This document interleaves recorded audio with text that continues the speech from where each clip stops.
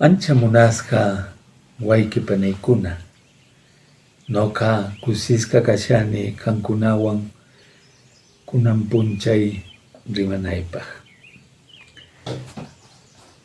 Muchos ante la crisis que estamos viviendo dicen que es la peor crisis del tiempo republicano del Perú. Otros se lanzan a visorar el futuro y a lanzar profecías tremebundas como si el fin del Perú estuviera a las puertas. Turbulenta fue siempre la política en nuestro país. Turbulentos sus gobernantes, turbulentos los gobernados. Tenemos que recurrir un poco a la historia. Y la historia de nuestro país, también en cuanto a lo político y a lo económico, ha sido muy turbulenta. Tuvimos 129 presidentes. El primero, José de la Riva Agüero, duró, estamos hablando de 1823, menos de 4 meses en el gobierno, por ejemplo. El segundo, José de Tagle y Portocarrero, entre 1823 y 24, duró menos de 6 meses. Hubo 4 presidentes asesinados, 14 golpes de Estado que tuvieron éxito. Después de Tailandia, el Perú es el que ha tenido más golpes de Estado. Y en todo este tiempo, recurrimos a la historia, ha habido crisis políticas de todo calibre, caudillos de toda laya, golpes militares, como acabamos de decir, terrorismo, presidentes muertos en funciones, autogolpes, vacancias dictadas por el Congreso, sobre todo en los últimos años. Y ahora, ¿cómo nos encontramos? Nos encontramos con un presidente investigado por graves corrupciones. A partir de su entorno y varios de sus familiares. Un presidente acorralado que por ratos parece que ya está rumbo a su colapso político. Pero por otro lado, encontramos un Congreso con su mayoría simple que se muestra agresivo, golpista, retrógrado, con leyes en retroceso, marcado por una ultraderecha entornillada que se resiste a tener menos poder. En estos días va a ser elegido el presidente del Congreso o la presidenta del Congreso y la ultraderecha mira a Echaíz como su candidata. Para poder serlo, ella se ha retirado de Alianza por el Congreso. No es seguro para ella muy derechista ese partido. Ha buscado el más derechista, y que es Renovación Popular.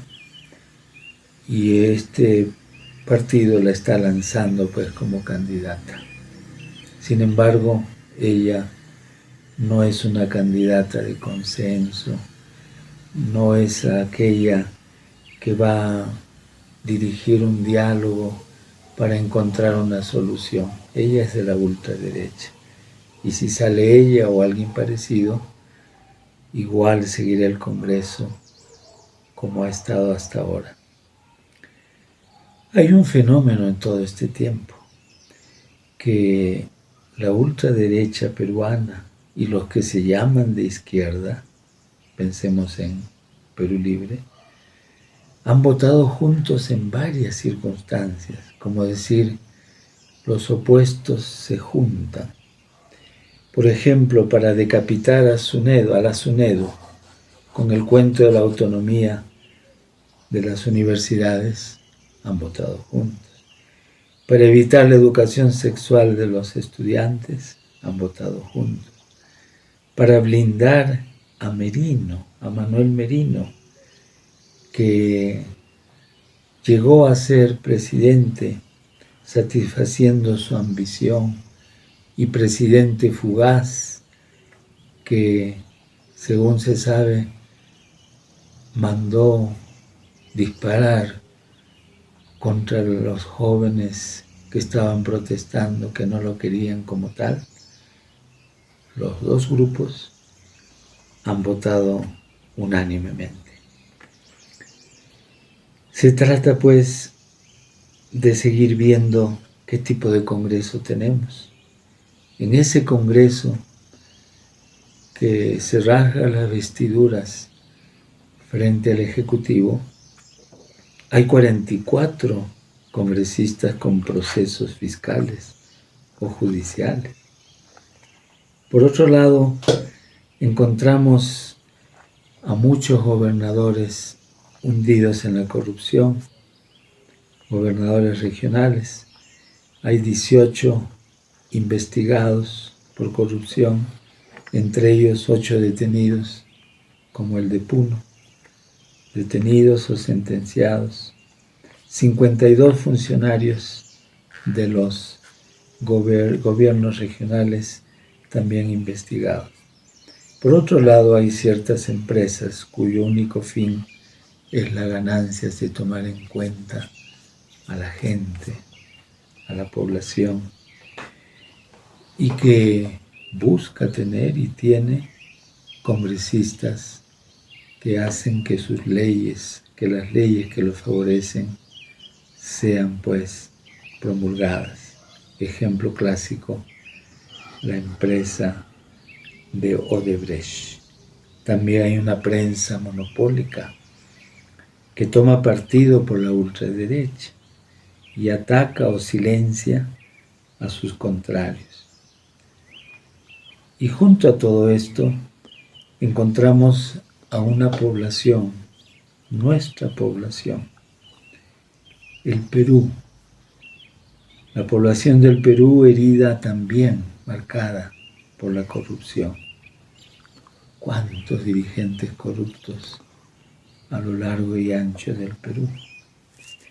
Si vamos a los mercados, somos suavemente asaltados todos los días, porque los vendedores y vendedoras se roban 200 gramos en cada kilo.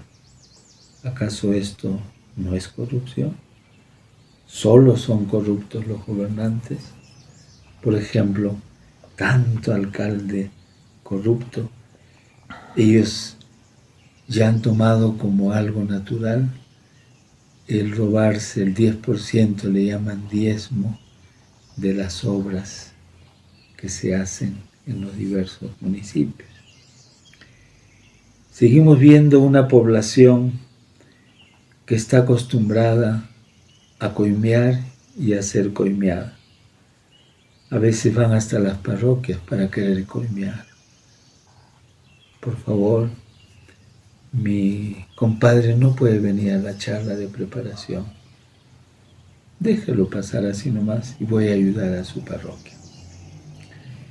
Y en las mentes de muchos peruanos y peruanas da vueltas la corrupción. Es decir, hay una aceptación general de esa corrupción. Y se escucha en este tiempo nuevamente, ¿qué importa que robe? Con tal de que haga obras. Él así ha actuado y cuántas obras ya ha hecho. Hay que votar por esa persona. Junto a ello, encontramos también una población que sufre hambre en este último tiempo más que antes. Una población que ya se cansó de las promesas del gobierno, que ya no se siente identificada ni con el gobierno, ni con los congresistas. Una población que se va reorganizando en sus protestas. La gran pregunta es, ¿hay una salida a todo esto? sí hay una salida a corto y largo plazo. Tenemos que interesarnos como ciudadanos y ciudadanas por la vida de nuestro país. Tenemos que cuidarnos de la televisión basura que nos distrae. Tenemos que ir tomando conciencia. ¿Cuándo lo vamos a hacer? Ahora es el tiempo. Y desde el lugar donde estamos, interesarnos por la política. Siempre se los digo y nunca me cansaré de hacerlo. Interesarnos por la política. La política depende. Si nosotros la maleamos, aparece como mala. Pero si somos ciudadanos correctos, la política, como dice el Papa, es una forma alta de la caridad. Luchar, pues, contra la corrupción empezando por nosotros mismos. No esperemos que otros empiecen. Nosotros mismos tenemos que empezar, empezando por nuestra familia, por nuestros barrios, por nuestras instituciones. No guardar silencio. En donde estemos, mostrar, expresar nuestra indignación y la capacidad que tenemos como pueblo organizado para ir recuperándonos de esta crisis en la que ha caído nuestro país. Somos gente de esperanza. Saldremos, seguro, de esta crisis que ahora nos agobia. Y con esto, amigas y amigos, les digo, Jamo Semana Kama, Hiki Sin Kama.